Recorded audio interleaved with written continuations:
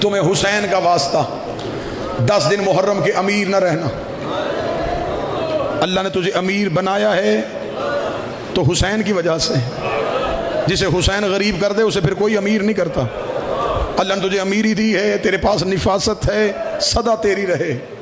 हुसैन के दिन में अमीर न रहना, गिरेबान खोल देना, आस्तीने पलट देना, ऐसे गलियों में फिरना तुझे लोग दे के पहचाने इसका कोई नुकसान हुआ है। उस दिन तू शिया बनेगा जिस दिन तुझे मुहर्रम में गली में गुजरता हो कोई पूछेगा तेरा कोई मर तो नहीं गया।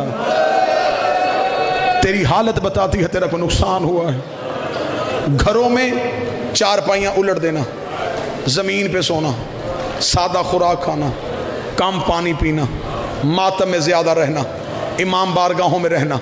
आज के दौर के बच्चे कहते हैं घर में भी मजलिस सुन सकते हैं, लाइव भी मजलिस सुन सकते हैं, टीवी पे भी मजलिस देख सकते हैं।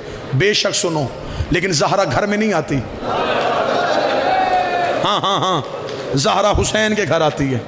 तुमने पुरसा देना है मोहम्मद की बेटी को, तुम्हें इमाम बारगाहों में आना पड़ेगा, तुम्हें जुलूसों में जाना पड़ेगा।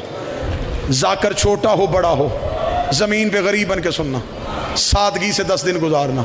ये मैंने की मातमियों से अपील, ये बहनों बेटियों के सामने हाथ बांध के कहता हूँ, पूरे 10 दिन मेरी कोई बहन कानों में जेवर ना पहने, कोई बच्ची कानों में जेवर ना पहने। हो सकता तू कान का जेवर पहन के मजलिस में आए, सकीना की तरह जेवर पे नजर पड़ जाए, रो के कहे अम्मा मुझे भी तो मेरे बाबे ने यमन से मंगवा के दिए थे। मेरी बहनें बेटियां कोशिश करना, मुहर्रम के 10 दिनों में कोई माँ मजलिस में बैठ के अपने बच्चे का मुंह न चूमे, अपने बच्चे के चेहरे पे प्यार न करे।